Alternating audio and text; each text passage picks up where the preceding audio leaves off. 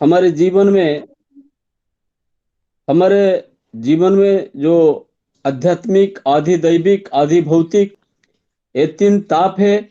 और कर्मणा मनसा वाचा जो तीन पाप है, ये सारे ताप पाप से छुटकारा पाने के लिए श्री कृष्णाय वयं नमः। सारे संसार में श्रीमद् भगवत गीता और भागवत जैसा एक भी ग्रंथ नहीं है जो दावे से बोले मेरे शरण में आओ, मैं पुरुषार्थ प्रदान करूंगा। इसलिए बताया गया श्रीमद् भागवतम शास्त्रम मुक्ति दानेन गर्जति। इसका मतलब यह है कि स्वयं प्रभा समुज्ज्वला ये भागवत शास्त्र की जो कथा गाथा भक्ति मुक्ति वैराग्य देने के लिए उछलती है, छलकती है। हमारे भागवतम अकरंद मिलिंद जो ग्रुप है, इसमें जो तीन प्रमुख परम आचार्य गुरु जी प्रभु जी है, वो अनंत श्रीमंडित श्रीपाद हरे कृष्ण प्रभु जी, उनको मैं वंदन करता हूँ, नमन करता हूँ। परम भागवत श्रीपाद नरोत्तम प्रभु जी को, और आज के सामने जो कथावाचक कथाकार हमारे भक्ति रसाप्लुत श्रीपाद जयकांत जयकांत सिंह प्रभु जी बोलेंगे ना आज। हेलो। हाँ। हाँ हाँ हाँ। और हमारे जो भक्ति रसाप्लुत श्रीपाद जयकांत प्रभु जी को भी नमन करता हूँ। उनके एक जो विलक्षण वैलक्षण्य और वैशिष्ट्य मैं हृदय मनसा में अनुभव करता हूँ। वो इतना शांत है, संयत है, निर्भीक है, व्यवस्थित है, समाहित है। आप लोग भी बिल्कुल समझते हैं कि वो न्याय व्याकरण के सूत्र के साथ भागवत की जो वैदुष्यपूर्ण टीकाएं सबको बोलकर फिर भी इतनी नम्रता से भरपूर है। वो भागवत पुरुष हमारे जो कथाकार श्रीपाद जयकांत प्रभु जी बीच में बोलते हैं, मैं तो बिल्कुल स्तब्ध हो जाता हूँ। ऐसा भी प्रवक्ता, ऐसा भी शांत स्वस्थ भगवत रसायनित होते हैं, बीच में बोलते हैं हमें हरे कृष्ण प्रभु जी संभाले, हमें नरोत्तम प्रभु जी इसके बारे में थोड़ा बताए। बिल्कुल गुरु जी, प्रभु जी आपको प्रणाम, सतत प्रणाम, हृदय मनसा सतत प्रणाम। मैं निवेदन करूंगा, क्योंकि इंट्रोडक्टरी जो होते हैं उसको तो थोड़ा होता है, इसलिए मैं आपको नमन पूर्वक, वंदन पूर्वक, अभ्यर्थना पूर्वक स्वागत करूंगा। आप प्रभु जी हमारे जो आगे जो कथा है उसको हमें सुना के कृतार्थ कराइए। सर्वेभ्यो नमः, प्रणाम।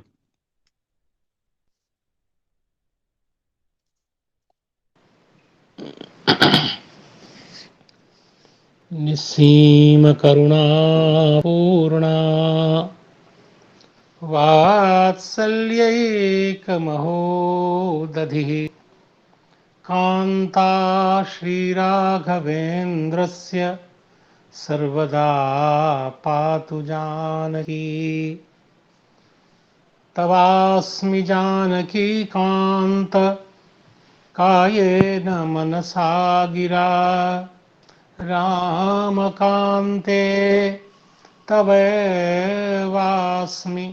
युवामेव गति मम। कृष्णाय वासुदेवाय हरये परमात्मने प्रणतक्लेशनाशाय गोविन्दाय नमो नमः। राधाकरावचितपल्लववल्लरीके राधापदाङ्कविलसन्मधुरस्थलीके राधायशोमुखर मत्तखगावलीके राधा विहारविपिने रमतां मनो मे। माधवं पद्मयोनिं च नारदं वादरायणं शुकं सूतं च गोकर्णं मद्गुरुं च नमाम्यहम्। सीतानाथसमारम्भां रामानन्दार्यमध्यमाम् अस्मदाचार्यपर्यन्तां वन्दे गुरुपरम्पराम्। वाञ्छाकल्पतरुभ्यश्च कृपा सिन्धुभ्य एव च पतितानां पावनेभ्यो वैष्णवेभ्यो नमो नमः।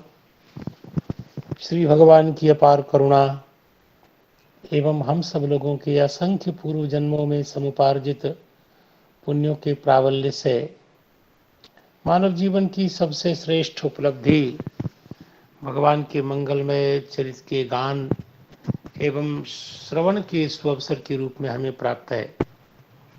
और इस दिव्य समय का सदुपयोग करने के लिए हम सब लोगों ने श्रीमद् भागवत महापुराण के दशम स्कंध के इन श्लोकों को सामने रखकर श्री भगवान की प्रेरणा से प्राप्त बुद्धि से संसाधन से यथासंभव विचार करने के लिए संकल्पित हैं।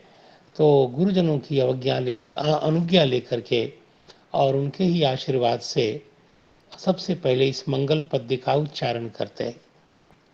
अहो बतात्यद्भुतमेष रक्षसा बालो निवृत्तिम गमितोभ्यगात् पुनः हिंस्रः स्वपापेन विहिंसितः खलः साधुः समत्वेन भयाद् विमुच्यते। किं नस्तपश्शीर्णमधोक्षजार्चनं पूर्तेष्ट दत्तमुत भूत सौहृदं यत्संपरेतः पुनरेव बालको दिष्ट्या स्वबन्धून् प्रणयन्नुपस्थितः दृष्ट्वाद्भुतानि बहुशो नन्दगोपो बृहद्वने वसुदेव वचो भूयो मानयामास विस्मितः। ये 3 पद्य अभी हमारे सामने हैं। और ये जो प्रथम पद्य जो है इसमें विषय वस्तु के निरूपण की जो संवादात्मक एक शैली होती है उसका यहाँ बहुत अद्भुत विन्यास किया गया है। पहले शब्दार्थ देख लेते हैं मोटा मोटा, और वो ये है, अहो, ये जो गोपांगनाएं हैं, गोपजन हैं, उन्होंने किस रूप में अपने मनोभाव को प्रकाशित किया इस वाक्य में, इस श्लोक में आपको मिलेगा। अहो, आश्चर्य को बताने वाला, वत, यह जो निपात है वो हर्ष को ध्वनित कर देने वाला है। तो अहो बत अत्यद्भुतमेष रक्षसा, रक्षसा बालः निर्वृत्तिम गमितः अभ्यगात् पुनः। इसका तात्पर्य है कि रक्षसा, राक्षस के द्वारा, एष बालः निवृत्तिम गमितोपि, निवृत्तिम का मतलब है कि एक तरह से काल को प्राप्त हो जाने के बाद भी, अर्थात पूर्णतः निवृत्ति को प्राप्त हो जाने के बाद भी अभ्यगात, हमें पुनः प्राप्त हो गया। एष बालकः पुनः अभ्यगात, यद्यपि राक्षस ने तो इसे समाप्त ही कर दिया था, ऐसा। और इस अर्थांतरण न्यास जैसा कुछ वाक्य विन्यास है। यद्यपि पूर्वार्ध में जो बात कही जाती है उसके पोषण के लिए उत्तरार्ध के द्वारा यदि किसी कथ्य का उपस्थापन हो तो सोचना चाहिए कि अर्थांतरण न्यास जैसा यह अलंकार है। आगे कहते हैं इसी में कि हिंस्रः, जो हिंस्र होता है, जो खल होता है, वह स्वपापेन विहिंसितः, ये जो दुष्ट था वो खल था, हिंस्र था, अपने पाप के कारण ही मारा गया। और यह साधु, जो साधु होता है वो निश्चित रूप से समत्वेन भयात् विमुच्यते, अपनी समत्व भरी दृष्टि के कारण, समता के कारण वह सर्वत्र निर्भय रहता है, भय से मुक्त रहता है, मुक्त हो जाता है। तो साधारण तो शब्दार्थ ये है, लेकिन थोड़ी सी चर्चा करके फिर टीकाकारों के चरण सन्निधान में पहुंचेंगे। यह जो संवादात्मक शैली है यहाँ भगवान बादरायण की अद्भुत है, जो इस प्रकार आश्चर्यजनक घटना के घटने पर प्रत्यक्षदर्शी लोगों के बीच हुआ करती है, प्रसंग एवं विवक्षित विषय के अनुरूप जब हम शब्दों का विन्यास देखते हैं तो उसी को शास्त्र में शब्द सौष्ठव कहते हैं। आप देखिए पूर्व के श्लोक में आदाय मात्रे प्रतिहृत्य विस्मिताः ऐसा कहा गया। तो उसमें कहा गया कि गोप गोपिकाओं के द्वारा श्री भगवान को सविस्मय देखा जाना बताया गया, और वही तो स्थायी भाव जिसका होता है वह ये अद्भुत रस यहाँ अनुरूप पदों के द्वारा प्रकाशित हो रहा है। अलौकिक वस्तु का दर्शन कथन यदि उद्दीपन होता है तो संभ्रम मात्र नेत्र विकार आदि इसमें अनुभव होता है। यहाँ परम अद्भुत भगवान है और उनकी लीला भी परम अद्भुत है और नाम तो भी उनका परम अद्भुत है। जैसा कि आरंभ से ही भगवान के इस चरित्र में कहा गया तमद्भुतम बालक मम्बुज क्षणम, तो यह बालक परम अद्भुत है। और अत्यद्भुतम चरितम सुमंगलम इत्यादि में भगवान के मंगलमय चरित्र को भी अद्भुत कहा गया। और जब दिव्य दर्शन जादू टोना इंद्रजाल आदि के जैसे भूकंप आदि का सहसा हो जाने पर क्या होता है, लोग सहसा एक दूसरे को आंख फाड़ फाड़ कर विस्मित होकर देखते हैं, ठीक वैसे श्री भगवान के चरित्र में इस रस का यत्र तत्र पूर्ण परिपोष परिप्रकाश प्रभुत मात्रा में हुआ है। अब ये बात आप श्री राम जी की कथा में भी देख सकते हैं। जैसे श्री जगदम्बा के संकल्प से जब धरती का विदीर्ण होना हुआ, धरती का फटना हुआ, या यूं माने कि परम सुकुमार राम रघुनंदन के द्वारा उस कर्कश शैव धनुष का भंजन किया गया, कैसे एक कमल मृणाल के समान, तो इसको देख करके लोग आश्चर्यचकित हो गए। तो जिससे हम अतर्क्य, जिसको हम असंभावित अचिंत्य और अद्भुत कहते हैं, और इन सब शब्दों से जिनका निरूपण होता है, जहाँ कारण के सद्भाव में कार्य का न होना, असंभावित जैसा कुछ प्रकट हो जाना, तो इत्यादि वर्णन हो, वहाँ इसका उल्लास देखा जाता है। तो श्री सुखदेव भगवान यहाँ संभ्रम के कारण जो दो निपात हैं अहो बत, इसकी आवृत्ति यानी इस अर्थ की आवृत्ति दोषावह इसलिए नहीं मानी जाती है क्योंकि संभ्रम में आकर व्यक्ति घबराकर इसे सर्प सर्प सर्प बोलता है, नहीं आए कि इसे धारावाहिक इत्यादि बात कहते हैं, तो ऐसा बोलता है। वहां भी अद्भुतत्व के प्रकाशन के लिए ही ऐसे निपात का प्रयोग यहाँ भी हुआ। अहो बत अर्थात अहो और बत, ये अहो आश्चर्य को द्योतित कर रहा है और बत हर्ष को द्योतित कर रहा है। अर्थात यहाँ हर्ष पर्यवसायी अद्भुत है, अर्थात अद्भुतत्व का पर्यवसान हर्ष में है, ऐसा समझना चाहिए। तो गोप गोपिकाओं के परस्पर हर्ष की कथा परस्पर कह रही है, यह तो बड़े आश्चर्य की बात है। देखो तो सही कितनी अद्भुत घटना घट गई है। और यह बालक राक्षस के द्वारा मृत्यु के मुख में मनो डाल दिया गया, परंतु जीता जागता यह पुनः आ गया और उस दुष्ट को उसका पाप ही मानो खा गया। सच में साधु पुरुष अपनी समत्व दृष्टि के कारण ही सर्वत्र अभय विचरण करते हैं, साधु तो संपूर्ण भय से बच जाता है, ऐसा कुछ अर्थ का प्रकाशन किया गया। श्रीधर स्वामी जी महाराज ने यहाँ निवृत्तिम गमितः का कहा मृत्युम प्रापितोपि, यहाँ निवृत्ति का अर्थ उन्होंने मृत्यु ऐसा किया। उस प्रकार के दुष्ट राक्षस के ग्रहण में आ जाना, पकड़ में आ जाना, ये तो मृत्यु के जैसा ही है, इसलिए ऐसा विवेचन श्रीधर स्वामी जी का सर्वथा उपयुक्त है। तो रक्षसा निवृत्तिम गमितः मृत्युम प्रापितोपि, देखिए यहाँ क्या हुआ, ये श्लोक जो है आपका रक्षसा बालो निवृत्तिम गमितः, यहाँ कैसे न्यंत स्थलों में प्रयोज्य कर्म बाल को उसमें जो तप प्रत्यय का दर्शन हो रहा है और कर्म के उक्त होने के कारण प्रथमा का प्रकाशन और उक्तता का जो आधार है, न्यंत स्थलों में प्रयोज्य कर्म ही उक्त होता है, उसका एक सुंदर उदाहरण यहाँ आप देख सकते हैं कि निवृत्तिम गमितोपि बालः, अर्थात रक्षसा बालः निवृत्तिम गमितः। एक कर्म है निवृत्ति और दूसरा कर्म है बाल, लेकिन यहाँ जो प्रयोज्य करता है जो अनंत अवस्था का, तो उस समय में यह बाल जो है वह उक्त होने के कारण प्रथमा का विषय बना है। चलिए, तो भी तो कहा जा रहा है कि प्रयोज्य कर्म निन्नेशाम निंतानाम लादयो मता, ये सब व्याकरणों के यहाँ ये सब चर्चा हुआ करती है। तो रक्षसा निवृत्तिम गमितोपि बालः पुनः अभ्यगात, ऐसा अन्वय समझना चाहिए।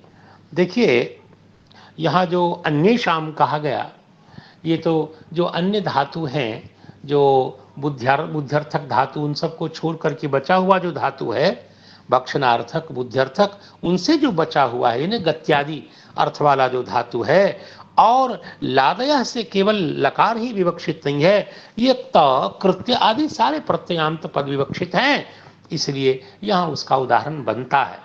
गमिता जो है सही में गम धातु के ण्यंत का ही तो प्रयोग है और निष्ठा वाला प्रयोग है। तो इन सब त आदि तवतु आदि के चक्कर में न पड़ के सीधे मुख्य रसास्वादन में जुड़े। राक्षस तो मरना ही चाहिए और बालक का सकुशल सुरक्षित रहना ही चाहिए, तो यह तो उचित ही है। तो श्रीधर स्वामी जी कहते हैं कोत्र विस्मय, यहाँ विस्मय क्या हो सकता है, ये तो उचित है, सर्वथा उचित है। इसलिए कोत्र विस्मय युज्यते एव एतत्, यह तो सर्वथा उपयुक्त है। और उन लोगों में कुछ जो समझदार गोपजन थे, उन्होंने औचित्य को प्रकाशित करते हुए कहा, उन्होंने जो पंक्ति कही है, देखिए, तेष्वेव केचित आहु, और उनका कहना है कि हिंस्र स्वपापेन विहिंसित कलह साधु समत्वेन भयाद विमुच्यते। पूर्वार्ध के द्वारा जो प्रतिपाद्य अर्थ है, उसका उत्तरार्ध के द्वारा औचित्य समर्थन किया गया और हिंस्र स्वपापेन इस उत्तरार्ध का कथन हुआ। तो श्री वंशीधराचार्य अपदार्थ विवेचन करके समझाते हैं कि हिंस्रा, यद्यपि हिंस धातु से ये र प्रत्यय हुआ है, जैसे नम्रह कम्रह इत्यादि में नमी कंपी इत्यादि से र प्रत्यय शीलार्थक होता है, ये कृत प्रत्यय है, तो रूप बन रहा है हिंस्रा, और अर्थ किया गया हिंसनशीला या हिंसाशीला, अर्थात ये केवल एक बार हिंसा करने से कोई हिंस्र नहीं हो जाता। हिंसा करना जिसकी आदत है, प्रकृति है, शील है, ऐसे को हिंस्र कहते हैं, अर्थात मार काट मचाना जिसकी प्रकृति है, आदत है। समत्वेन का क्या अर्थ है, तो उन्होंने स्वयं कहा, वंशीधराचार्य ने, समत्वेन इत्यस्य समदृष्टिया, समदृष्टि को समत्व कहते हैं, समत्वेन यानी समदृष्टिया, और समत्व का मतलब समदृष्टि। और समझदार तो शास्त्र निर्णीत बात ही करता है, अतः आचार्य श्रुति के सहकार से उक्तार्थ का पोषण करते हैं और कहते हैं कैसे समत्व दृष्टि वाला सर्वत्र निर्भय रहता है। श्रुति कहते हैं द्वितीयाद वै भयम भवति, बहुत सुंदर श्रुति है, मैंने कल भी निवेदन किया था। इस श्रुति का खूब अभेद सिद्धि क्रम में खूब प्रयोग होता है, नेह नानास्ति कंचना, और ये द्वितीयाद वै भयम भवति, अर्थात जहां जहां द्वैत है, द्वितीय है, वही से, द्वितीय की सत्ता से ही भय की उत्पत्ति होती है। ये प्रथम क्षण में बहुत अच्छी तरह समझ में आता है कि अपने से किसको भय हो सकता है। स्व व्यतिरिक्त यदि किसी की सत्ता स्वीकार करेंगे तभी तो भय संभावित है। भय के लिए अब सब व्यतिरिक्त किसी का होना अनिवार्य है। श्रुति कहती है द्वितीयाद वै भयम भवति, लेकिन जो द्वैत को मानते हैं, जो अद्वैत को मानते हैं, उनके अनुकूल तो यह श्रुति बहुत अच्छी है, लेकिन हम लोग तो द्वैतवादी नहीं, भयंकर द्वैतवादी हैं, वज्र द्वैतवादी हैं, तो उस पक्ष में श्रुति का क्या अर्थ होगा जो भक्तिवादी हैं। तो कल ही मैंने संकेत किया था, द्वितीयाद् वै भयम भवति, इसका अर्थ है भय का मतलब संसार। अभय का संसार के अर्थ में बहुत प्रयोग हुआ है श्रीमद् भागवत जी में। भयम प्रमत्तस्य वनेष्वपि स्यात्, जो प्रमादी रहेगा वो जंगल में रहेगा तो भी उसको संसार प्राप्त होगा। इस अर्थ में भगवान शुकाचार्य भय शब्द का प्रयोग करते हैं। तो यहाँ भी आप द्वितीयाद् वै भयम भवति, बार बार संसार की प्राप्ति, संसार भवति ने अर्थात उत्पद्यते प्राप्यते, जैसे घटो भवति का अर्थ होता है घटः उत्पद्यते, वैसे ही संसारः भवति अर्थात भयम भवति का मतलब संसारः उत्पद्यते, संसार उसको प्राप्त होता है जो द्वितीयात्, अर्थात द्वितीयात् में जो पंचमी है वह वही ल्यवलोपे पंचमी है। इसका मतलब द्वितीयम आश्रित्य, श्री भगवान को छोड़कर अन्य किसी का कोई अवलंबन लेता है तो निश्चित रूप से वो संसार की प्राप्ति का वह एक तरह से प्रयोजक बन जाता है। इसलिए व्यक्ति को श्री भगवान के अतिरिक्त किसी का अवलंबन कथमपि योग्य नहीं है। और भगवान के अतिरिक्त कोई हमारा अवलंबन हो भी सकता है, यह ऐसा ज्ञान भी एक तरह से भ्रम है, बहुत बड़ा अज्ञान है। भगवत व्यतिरिक्त कोई हमारा अवलंबन हो सकता है, कोई हमारा आश्रय हो सकता है, ये बहुत बड़ा भ्रम है। यह सही में यथावस्थित ज्ञान नहीं है। ऐसे तो बड़े बड़े लोगों को इस प्रकार का बोध होता है और समझते हैं, तदनुसार आचरण भी करते हैं, लेकिन शास्त्र सिद्ध ज्ञान नहीं है, क्योंकि दूसरी की कोई आश्रयत्वेन भगवान व्यतिरिक्त और कोई हो नहीं सकता। एक बात और है, श्री राम शरणम समस्त जगताम रामम बिना कागति इत्यादि में राम शरणम, श्री भगवान ही शरण है। शरण का मतलब रक्षकः, शरणम गृह रक्षत्रोह के आधार पर शरणम अर्थात राम एव रक्षकः शरणम। तो श्री राम शरणम, राम ही रक्षक हैं। इसका मतलब भगवान के अतिरिक्त किसी में यदि आपको रक्षकत्व का प्रत्यय हो रहा है, ये ठीक नहीं है। और यदि संसार में कोई भी आपकी रक्षा करता हुआ कहीं दिख रहा है तो क्या उसके द्वारा की गई रक्षा भ्रमात्मक ज्ञान है? का सही में है ही भ्रमात्मक ही है। अर्थात उसके हृदय में बैठे हुए जो प्रयोजक करता है भगवान, उससे प्रयोज्य यह जो व्यक्ति है जो मेरी मदद कर रहा है, मेरा सहयोग कर रहा है, तो प्रयोजक कर्ता का ज्यादा महत्व है। प्रयोज्य कर्ता तो उसके नियंत्रित होने के कारण काम कर रहा है। इसलिए संसार में कहीं से भी हमारी रक्षा यदि दिखाई दे रही है तो वो व्यक्ति क्या रक्षा करेगा? उसके हृदय में बैठ करके मेरे परमाराध्य भगवान उसे प्रेरित कर रहे हैं और उसके द्वारा, उनके द्वारा ही मेरी रक्षा हो रही है। कह तो रहे हैं प्रहलाद जी महाराज कि हे भगवान, एक सही बात बता रहा हूं प्रभु, संसार में कोई माता पिता अपने बच्चों की रक्षा नहीं कर सकता, कोई रक्षक होता ही नहीं है। प्रहलाद जी कहते हैं मुझे ही देखिए ना, ऐसा कहीं संसार में पिता होता है कि अपनी संतति को ही मारने की चेष्टा करे। मेरे पूज्य पितृचरण श्री हिरण्यकशिपु जी महाराज, इन्होंने मुझे ही मारने की चेष्टा की। अरे पाति इति पिता, जो रक्षा करता है वो पिता होता है। ये किस टाइप की पिता सिद्ध हुए भगवान? इसलिए मैंने तो निश्चय कर लिया, बालस्य नेह शरणम पितरो नृसिंह। हे नृसिंह, इस संसार में बालक का शरणम न, पितरो शरणम न, ये माता पिता रक्षक नहीं होते। कोई भी नौका डूबते हुए को नहीं बचा सकती, कोई भी दवा मरणासन्न रोगी की रक्षा नहीं कर सकती। भगवान सही में रक्षा आप ही करते हैं।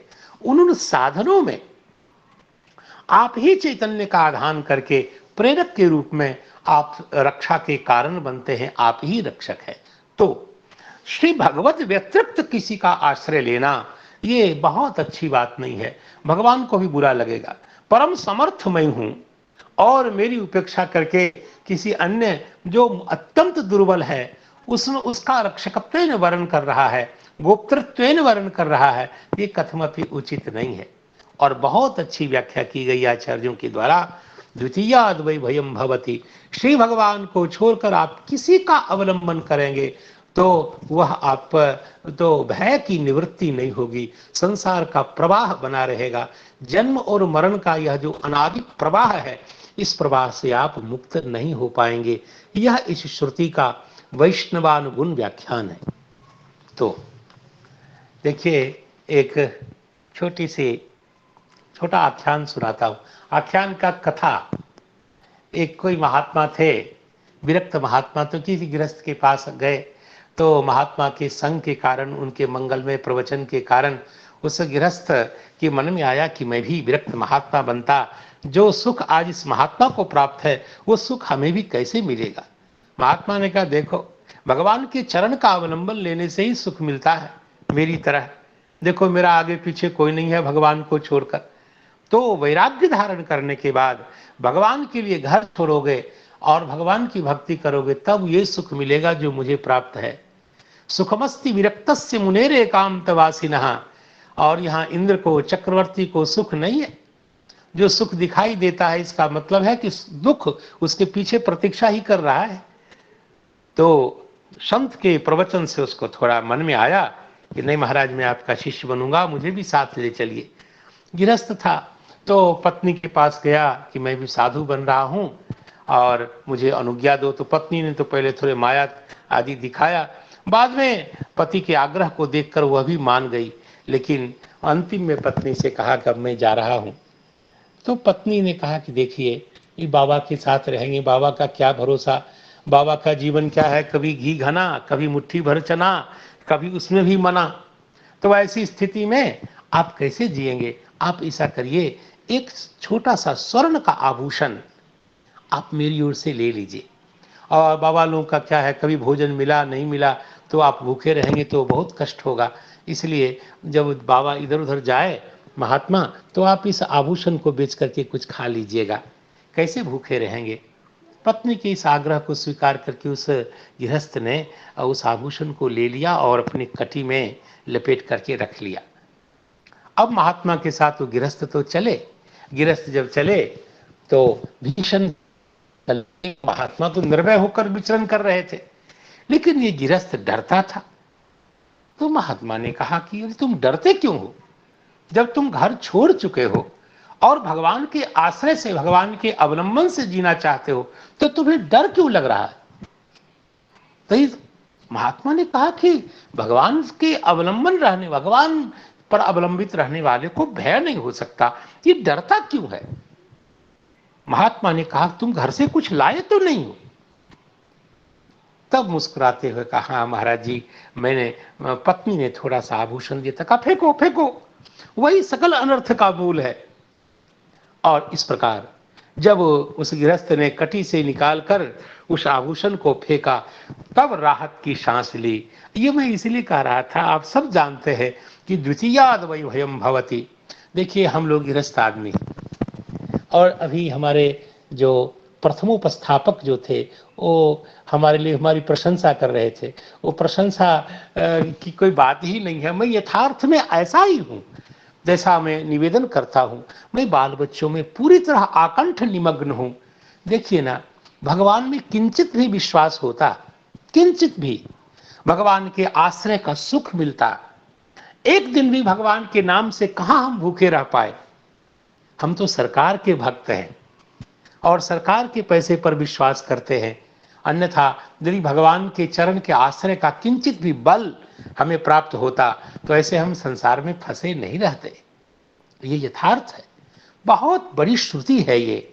द्वितीयाद वै भयम भवति। श्री भगवान को छोड़कर किसी का अवलंबन करना, वह संसार का कारण बनता है, बार बार संसार के प्रवाह में झोंकता है।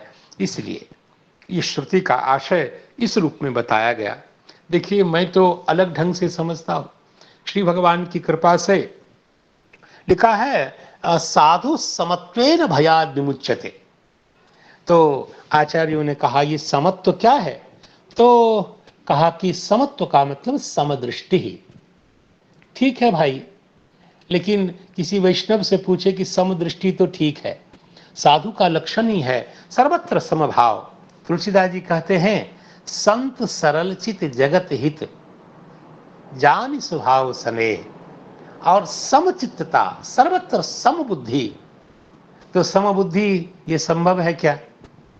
समबुद्धि तो की जा सकती है, लेकिन सम व्यवहार तो बहुत कठिन है। इसलिए भगवान ने भी गीता जी में कहा, विद्या विनय संपन्ने ब्राह्मणे गविहस्तिनी शुनिचैव स्वपाके च पंडिता समदर्शिना। देखो, समवर्तिनः नहीं कहा, समवर्तिनः संभव भी नहीं है। हाँ, समदर्शन हो सकता है। क्या जिस प्रकार एक विप्र की सेवा होती है, क्या उसी प्रकार गाय की सेवा होगी? क्या जैसे भूसा के द्वारा या तुष के द्वारा गो की सेवा होती है, क्या उसी प्रकार हम विप्र की सेवा कर सकते हैं? तो व्यवहार में तो भेद रखना ही पड़ता है। लेकिन हाँ, दर्शन हम समदृष्टि रख सकते हैं। लेकिन वैष्णव से पूछे कि सम का मतलब क्या होता है, तो मुझसे कोई पूछे तो मैं तो अपने ढंग से कहूंगा, माँ। आहा, श्री जी, इंदिरा आलोक माता माँ, माँ श्री जी और मया श्रिया सहिता, यानी समः, यानी श्रीमान जो श्री भगवान है वो सम है। और सम दृष्टि का मतलब है भगवत दृष्टि, श्री राधा कृष्ण दृष्टि, राधा कृष्णात्मक दृष्टि, श्री लक्ष्मी नारायणात्मक दृष्टि और श्री सीतारामात्मक दृष्टि। ये सम दृष्टि है। ये मैं अपने मन से कुछ अपने बुद्धि का कुछ उत्पाद कर रहा हूं, ऐसे टीकाकार की शरण में अभी ही जाने वाला हूं। तो आचार्यों ने कहा, देखिए ना, भोजनाच्छादने चिंता वृथा कुर्वन्ति वैष्णवा। जो भगवान के आश्रय से रहता है वो भोजन आच्छादन की व्यर्थ ही चिंता करता है। जो भगवान विश्वम्बर हैं, क्या अपने भक्त को भूल जाएंगे? तो इसलिए शुक्राचार्य ने भी डांटते हुए कहा, यदि सुख चाहते हो राजन, यदि शांति चाहते हो तो संसार के लोगों से आशा बंद कर दो। कस्मात भजन्ति कवयो धन दुर्मदान धान। भगवान के भक्त ज्ञानी विद्वज्जन क्यों संसार के लोगों से अपेक्षा करते हैं और पैसे वालों के सामने अपने दांत क्यों निकालते हैं? ये भगवान शुक्राचार्य ने भी कहा है। और इस प्रकार श्री प्रहलाद जी महाराज, क्या बात है, तुलसीदास जी महाराज क्या कहते हैं, प्रसाद राम नाम के पसारी पांव सूती हूं। राम नाम के बल पर मैं पैर फैला करके सोया हूं, क्योंकि मेरे माता पिता कौन है? बिना पत्रिका में गोस्वामी जी ने कहा, ये राम नाम के जो 2 अक्षर हैं यही मेरे माता पिता है। जैसे बच्चा कभी किसी वस्तु की कामना करता है तो अपने माता पिता से मचल जाता है, मुझे ये चीज चाहिए, वैसे जब मुझे कोई वस्तु चाहिए, इसी राम नाम के जो 2 अक्षर हैं जिनको मैंने माता पिता समझा है, उनके सामने मैं मचल जाता हूं और मेरा सब जो अभ्यर्हित है, जो कोई वस्तु अभिकांक्षित है, सबकी पूर्ति यही मेरे राम नाम करते हैं। देखिए, ऐसा गोस्वामी जी ने कहा, मेरे तो माय बाप दुई आखर, मेरे तो माय बाप दुई आखर, मैं शिशु अरनि अरोसो, ऐसा कहा। जो भगवान योगक्षेमम वहाम्य हम कैसे कहते हैं, वो भगवान कहीं चले थोड़ी गए। जिसने द्रौपदी जी का परित्राण किया, जिसने गोपांगनाओं का रक्षण किया, द्रौपदी च परित्राता ये कौरव कश्मलात् पालिता गोप सुंदर्यः स कृष्ण क्वापि नो गतः। वो भगवान कृष्ण कहीं नहीं गए हैं। तो इस भाव में जो जीते वो साधु है। हिंस्रस्व पापेन विहिंसितः खलः। तो यद्यपि यहां थोड़ा विचार किया जा सकता है। देखिए, हिंसनशील तो सिंह आदि भी है। क्या तावन मात्र से स्वपापे ने विहिंसिता नहीं, केवल हिंसाशील होना वह खल है। और खल का मतलब जो शास्त्र का विषय है, क्योंकि पाप पुण्य का विषय बनने के लिए उसको शास्त्र का विषय बनना पड़ेगा। पाप पुण्य का निर्धारण शास्त्र करते हैं। शास्त्र का अविषय होकर के कोई पाप पुण्य का विषय नहीं बन सकता है। इसलिए जो मनुष्य का लक्षण क्या है? शास्त्र वश्यत्वम। जो शास्त्र के अधीन है, शास्त्र के विधि निषेध का जो विषय बनता है वो मनुष्य है। और इसीलिए जो खल है, प्रकृति से ही जो दुष्ट है और हिंसनशील है, और हिंसा तो पाप की पराकाष्ठा है।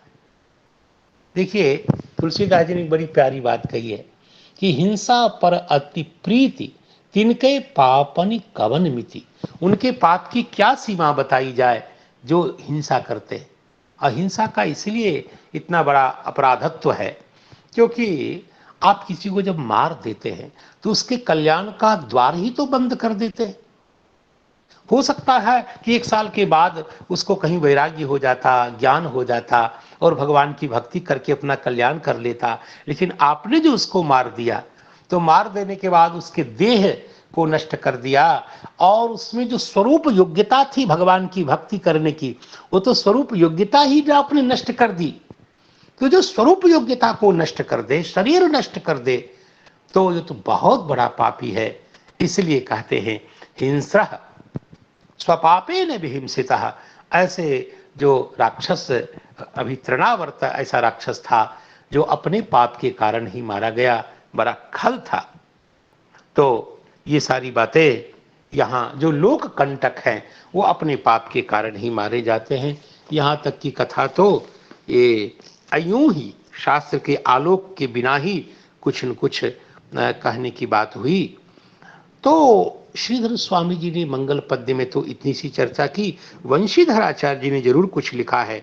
कोत्र विस्मयः अर्थात किम अत्र आश्चर्यम, इसमें क्या आश्चर्य है।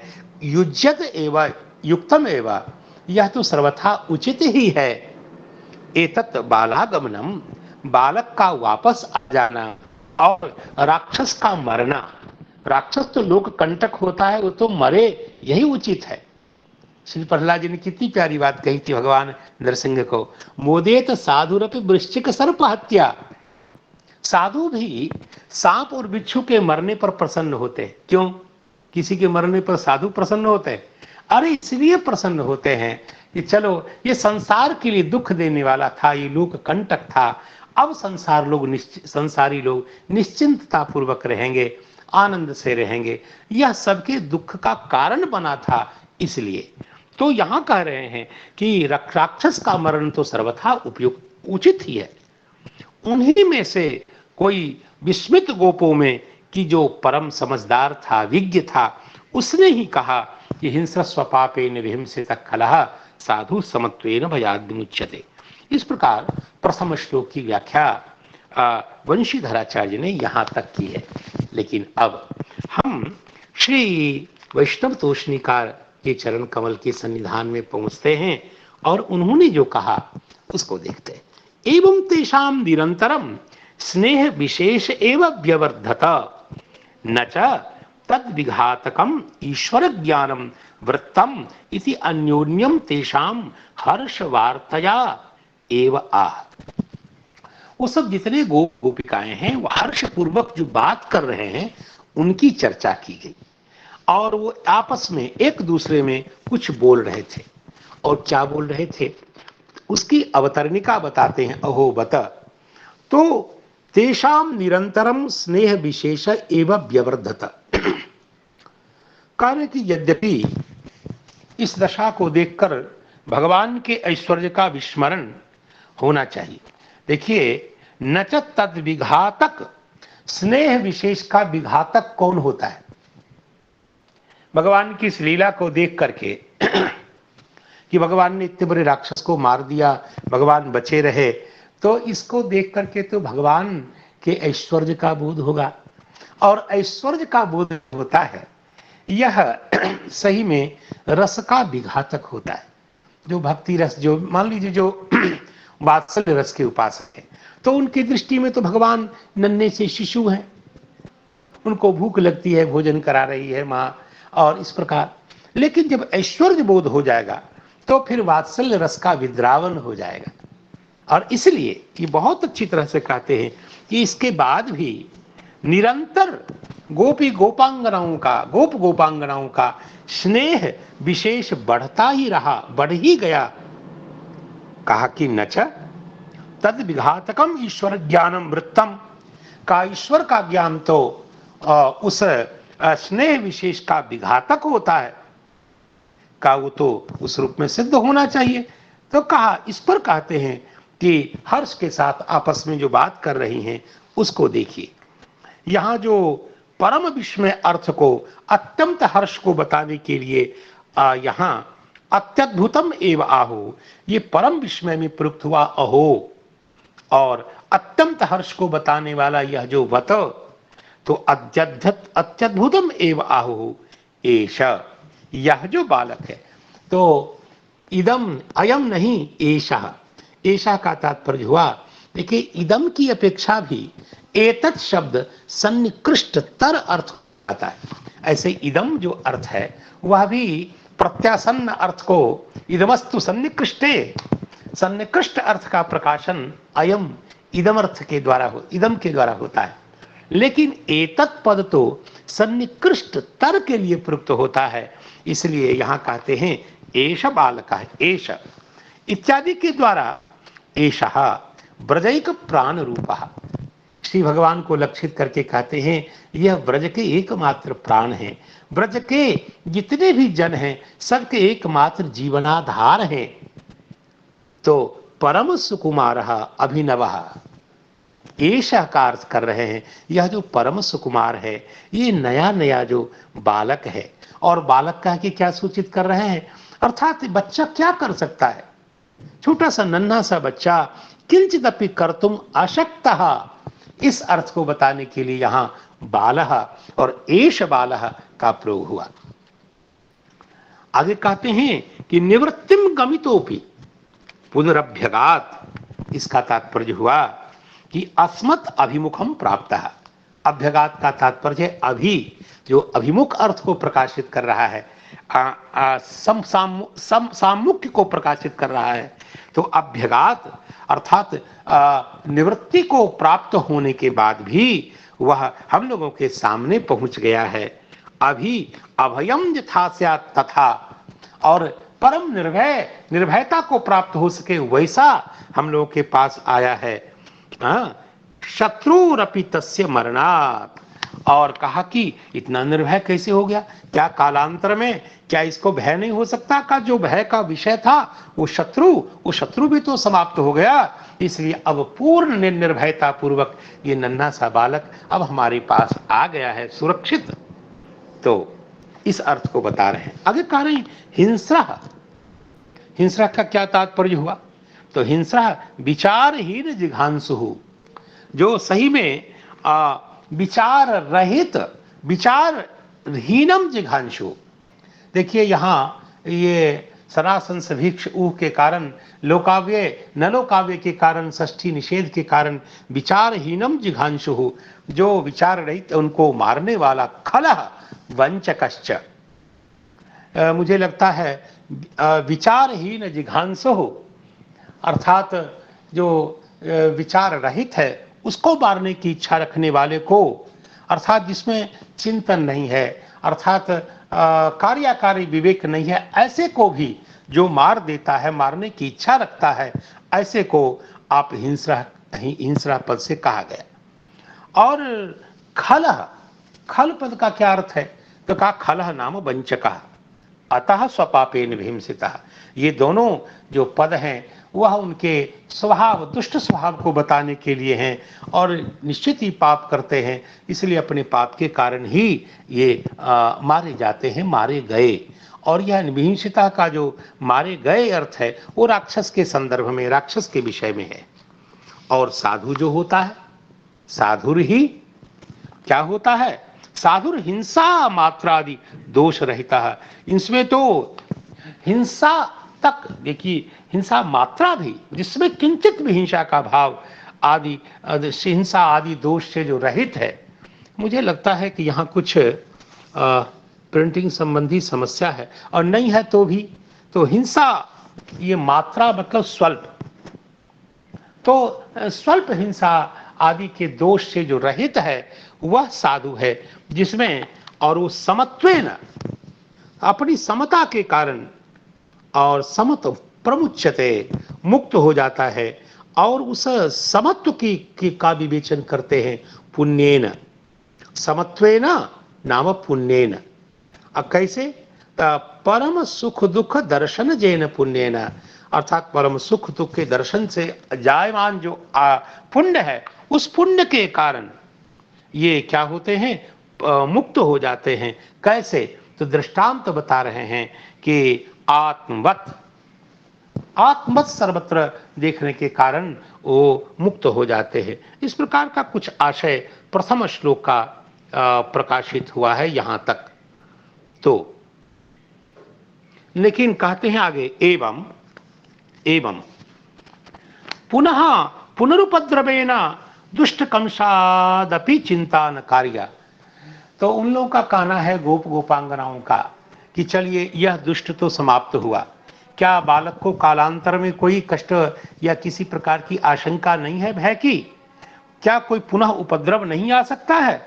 तो कहते हैं इसकी चिंता भी, दुष्ट कंस आदि की चिंता भी आपको इसलिए नहीं करनी चाहिए क्योंकि ये स्वयं साधु हैं, और साधु जो होते हैं सकल भय से मुक्त हो जाते हैं। साधु इति श्री नंदम उद्देश्य उक्तम, अर्थात यह जो साधु पद है बाबा नंद को लक्षित करके, चूंकि आप साधु हैं और गोप, क्योंकि गोप साधारण के लिए कहा गया, गोप साधारण के द्वारा बाबा नंद को लक्षित करके वाक्य कहा गया है, इसलिए यहाँ साधु पद से श्री नंद जी को लक्षित करके उच्चरित हुआ, ऐसा मान लीजिए।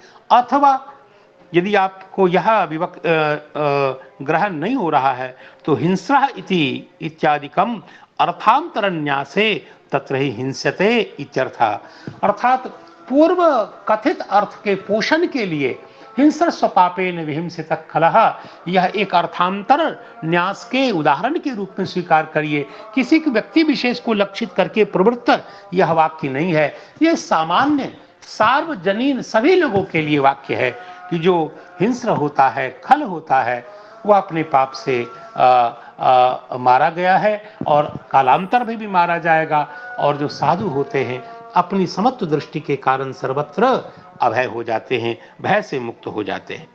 तो इस प्रकार का उपन्यास यहाँ देखने को मिला है। यहाँ मुझे लगता है कि श्री विश्वनाथ चक्रवर्तीपाद के चरण कमल में हम पहुंचे और उन्होंने बहुत प्यारी बात कही है, एवं बालत्वेपि। श्री भगवान बालक है, इसमें कहीं से कोई संदेह नहीं, बहुत छोटे से हैं, नन्हे से बालक हैं। तो कहते बालत्वे महासुरहंत्रत्व लक्षणेन, इतने बड़े असुर को, दैत्य को वे हंता बने, इन्हें उन्होंने मारा है। तो महासुर हंत्रत्व लक्षण किसी ऐसे वैसे व्यक्ति का तो नहीं हो सकता, अर्थात महासुर हंत्रत्व यह लक्षण, यह क्या लक्षित करता है? का इससे श्री भगवान का ऐश्वर्य प्रकाशित होता है। साधारण जीव इतने बड़े असुर को नहीं मार सकता है, इस लक्षण से भगवान का अर्थात महासुर हंतृत्व ही लक्षण है, जिसका ऐसा जो भगवान का ऐश्वर्य, उस ऐश्वर्य के द्वारा लिखा है प्रकटात भूतेन, और यह जो उद्भूत हुआ है, स्पष्ट रूप में प्रतीत हो रहा है जो ऐश्वर्य, उसके बाद भी, उस ऐश्वर्य के द्वारा भी तेषाम नंदादी नाम वात्सल्यम न जहरास, अर्थात भगवान का ऐसा ऐश्वर्य प्रकट हो गया तो भी नंद आदि की दृष्टि में जो भगवान का जो के प्रति जो वात्सल्य भाव है, उसमें थोड़ा भी अंतर नहीं आया, उसमें थोड़ा भी ह्रास नहीं हुआ। इसका अर्थ है जो भक्त होते हैं वह अपने रस में व्यवस्थित रहते हैं, उनका रस जो भी भक्ति का रस है, वात्सल्य, सख्य, शांत या उज्जवल रस, ये कभी भी भगवान के ऐश्वर्य को सुन करके ठीक है, लेकिन अपनी भक्ति भावना, अपने भाव में वो को प्रभावित नहीं होने देते। ये भक्तों का अपना वैशिष्ट है। तो श्री नंद आदि जो वहाँ गोप हैं, उनका वात्सल्य किंचित भी ह्रास को प्राप्त नहीं हुआ। प्रत्युत, अरे कमने की कौन बात कहे, घटने की बात कौन कर सकता है। प्रत्युत अवर्धत एवं, और उनका वात्सल्य बढ़ ही गया, कम होने की तो कोई बात ही नहीं है। और इसी को बताने के लिए कहते हैं अथो अहो बता, अहो बत, अर्थात अहो बता अत्यद्भुतमेश रक्षसा बालो निवृत्तिम गमितोभ्यगात पुनः। यह जो श्लोक इस संदर्भ में ही पठित है, यहां उच्चरित हुआ है। अद्भुताद अपि यत् अद्भुतम तस्माद अपि अत्यद्भुतम एतत्। अद्भुत की अपेक्षा भी जो परम अद्भुत और उसकी अपेक्षा भी यह अत्यद्भुत है, यत एष बालः, यह जो बालक है अपने आप में अद्भुत से भी अत्यंत अद्भुत है। और बालः निवृत्तिम, देखिए निवृत्ति को अन्य किसी पर्यायवाची शब्दों के द्वारा, क्योंकि वो शब्द अमंगल होता, अमंगल अर्थ का उपस्थापक होने के कारण इसलिए निवृत्ति शब्द का प्रयोग किया। और श्री विश्वनाथ चक्रवर्ती पाद कहते हैं कि यहाँ विनाश आदि अशुभ सूचक शब्द का प्रयोग न करके निवृत्ति का प्रयोग करते हैं। बालः एष बालः निवृत्तिम अमंगल व्यंजकत्वात् मरण विनाशादि शब्देन वक्तुम अनर्हाम दशाम प्रापितोपि, अर्थात निवृत्तिम प्रापितोपि गमितोपि की व्याख्या कर रहे हैं। तो कहा कि निवृत्तिम का तात्पर्य क्या हुआ कि यह जो दशा है, इस दशा को प्राप्त होने पर भी उस दशा का वर्णन करते हैं कि इसे मरण विनाश आदि शब्दों के द्वारा जिसको कहना कथमपि उचित नहीं होगा, ऐसे उस रूप में कथन के नितांत अयोग्य दशा को प्राप्त होने पर भी यह सानंद बालक सुरक्षित रहा। और क्योंकि अमंगल व्यंजक, ये जो मरण और विनाश आदि जो शब्द है वह अमंगल को, अमंगल अर्थ को प्रकाशित करता है, अमंगलत्व को प्रकाशित करता है, इसलिए ऐसे शब्द के द्वारा जिसको कहा नहीं जा सकता है, इसलिए भगवान श्री वेदव्यास जी ने निवृत्ति शब्द का प्रयोग बहुधा विमर्श्य किया है, ये कहना चाहते हैं। तो अभ्यगात, अभ्यगात का तात्पर्य क्या हुआ? पुनर्बंधूनाम अभिमुखम प्राप्तः, अर्थात अपने स्वजन बंधुजन के पास भगवान आ गए। बधनाति इति बंधु, जो प्रेम से बांध लेता है उसी को बंधु कहते। ये जो भगवान के भक्त लोग, भक्त से बड़ा बंधु और कौन होगा?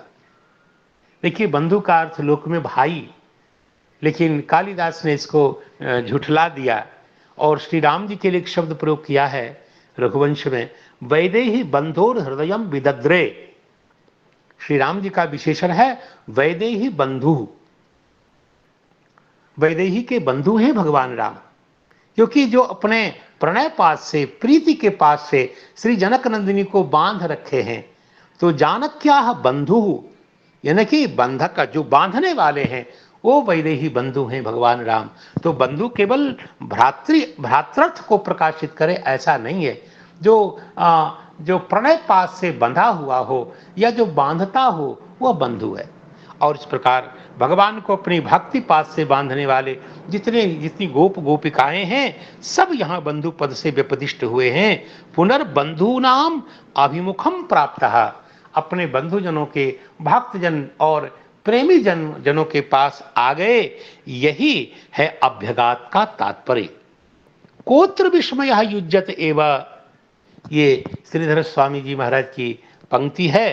तो युज्यत एव इति तेष्वेव मध्ये केचिदाहु, उन्हीं लोगों के बीच में किसी ने कहा इसमें क्या आश्चर्य है, राक्षस तो मरण योग्य होता ही है और बालक तो सर्वथा सुरक्षित रहे, यथा अनुपद्रव के साथ हमारे पास आ जाए, ये तो सर्वथा युक्त है। इस पर कहते हैं देखिए, हिंस्र स्वपापेन विहिंसित खलः, हिंस्र स्वपापेन, हिंस्र अपने पाप से मारा गया। यह स्वपापेन का क्या तात्पर्य है? तो कहते हैं कि निरपराध नर बालक हरण लक्षणेन, अपराध रहित। देखिए जो बालक है वो ऐसे उसमें अपराध नहीं होता है, ये बालक के लिए शास्त्रों में भी लिखा है, इतनी अवस्था तक उसमें यह विधि निषेध का वो विषय नहीं होता। और विधि निषेध का विषय हुए बिना हम पाप का निर्धारण कैसे करेंगे? इसलिए कभी कभी स्नेह में आकर के नन्हा बच्चा पिता को चाटा लगा देता है, तो क्या वो अपराधी बहुत बड़ा पापी हो गया? अरे वो अभी विधि निषेध का विषय ही नहीं है, क्योंकि शास्त्र का विषय बनने के लिए उसमें ज्ञातृत्व चाहिए, अर्थित्व चाहिए और अपरिदस्तत्व चाहिए। याद रखिए, ये अधिकारी का लक्षण है। किसी भी विधि निषेध का विषय बनने के लिए उसमें शास्त्र में अधिकृतत्व तो होना, अधिकारी तो होना चाहिए, और उसके लिए बहुत जरूरी है कि वह उसमें ज्ञातृत्व हो, उसमें अर्थित्व हो, और किसी भी कार्य के करने के लिए उसका निषेध न किया गया हो, निषेध का अविषय हो, अपरिदस्तत्व हो, तब वह अधिकारी बनता है, और अधिकारी होने के बाद वो शास्त्र का विषय बनता है। इसलिए ये बहुत अच्छी तरह से कहते हैं कि निरपराध जो नर बालक है और उस बालक का हरण यानी श्री भगवान का हरण किया है, और इसलिए अपने पाप के कारण, निरपराध श्री भगवान के हरण के कारण, नन्हे से कन्हैया के हरण के कारण ये विहिंसिता मारा गया। और साधु, क्या बात है, ये राक्षस को मरने का कारण बता दिया। और श्री भगवान साधु अर्थात बालकः समत्वेन अर्थात बालत्वादेव। यहां श्री वल्लभाचार्य ने सम की बहुत अच्छी व्याख्या उन्होंने की है कि सम का अर्थ सही भी निर्दोष कैसे होता है। श्री वल्लभाचार्य ने लिखा है कि हाँ, निर्दोषम ही समम ब्रह्म। सम का अर्थ है निर्दोष, और इस अर्थ में यहां बालक की बहुत सुंदर संगति बनती है। सही में बालक निर्दोष होता है, इसलिए समत्वेन अर्थात बालत्वादेव, यह शिशु होने के कारण ही, बालक होने के कारण ही। और उसमें कहते हैं कि बालत्व क्या है, आखिर बाल में समता क्या है। कहा शत्रु मित्रादिषु तुल्य बुद्धित्वेन, ये शत्रु है, ये मित्र है इत्यादि में बालक की सम बुद्धि होती है, बालक तुल्य बुद्धि होती है, चाहे मित्र हो कोई शत्रु हो। इसलिए बच्चा सांप को पकड़ता हुआ भी दिखाई देता है, आग की ओर, आग को छूने के लिए आगे बढ़ता है। उसको ये नहीं पता है कि ये हमारे लिए ठीक नहीं है, ये हमारे लिए ठीक है। इसलिए शत्रु मित्र आदि में जिनकी तुल्य बुद्धि है और वह बालक है, और बालत्वादेव, बालक होने के कारण, समत्वेन बालत्वादेव अयम साधु और भयात प्रमुच्यते। इसी विशेषता के कारण, इसी गुण के कारण बालक, यह जो बालक यानी श्री भगवान हमेशा भय से मुक्त रहते हैं। यहाँ तो वस्तुतः भगवान को लक्षित करके ही यहाँ साधुर बालकः ऐसा कहा गया। तो बस अब समय भी संपन्नता की ओर है। अब एक बार इस श्लोक का उच्चारण जरूर कर लें। अगला जो श्लोक है, किम नस्तपश्चीर्ण मधोक्षजार्चनम पूर्तेष्ट दत्तमुत भूत सौहृदम यत्संपरेतः पुनरेव बालको दिष्ट्या स्वबंधून प्रणयन उपस्थिता। और पूर्व का जो श्लोक जो ही विचारित हुआ, और वो हुआ, अहो बतात्यद्भुतमेष रक्षसा बालो निवृत्तिम गमितोभ्यगात पुनः हिंस्रः स्वपापेन विहिंसितः खलः साधुः समत्वेन भयाद विमुच्यते। इस प्रकार श्री वल्लभाचार्य जी ने भी बड़ी प्यारी प्यारी बातें कही हैं, और अन्य आचार्यों ने तो आज अधिक कुछ न कह के बस यूँ मान लें कि इतना ही कह के अभी इस भगवत विषयक जो वाक सपर्या है, ये श्री राधा रमन के युगल चरणों में समर्पित करता हूँ। और वाणी को उपसंहृत करने के लिए, और हुए उद्रेक के कारण और उत्साह के कारण और विवेक शून्यता के कारण भी, प्रमाद के कारण कई जो स्खलन हुए हैं, कई अवक्तव्य का भी उच्चारण हुआ है, तो इन सकल अपराधों के लिए भगवान श्री राधा रमन के चरणों में क्षमा याचना करता हुआ आप सब गुरुजनों को प्रणाम करता हूँ। मेरे जो सदाशयवान, मेरे लिए कृपा करुणा बरसाने वाले मेरे जो ज्येष्ठ सतीर्थ हैं, जो अभिभावक जैसे हैं, मेरे अभिभावक जैसे नहीं, ये तो गलत शब्द हो गया, अभिभावक ही हैं मेरे, और गुरुजन हैं, साधु संत हैं, विद्वज्जन, विप्रजन, भक्तजन, सबको प्रणाम करके और भगवान नाम का उच्चारण करता हूँ। हरे कृष्णा कृष्ण कृष्ण हरे हरे, हरे राम राम राम हरि हरि। हरे हरे नमो नमः।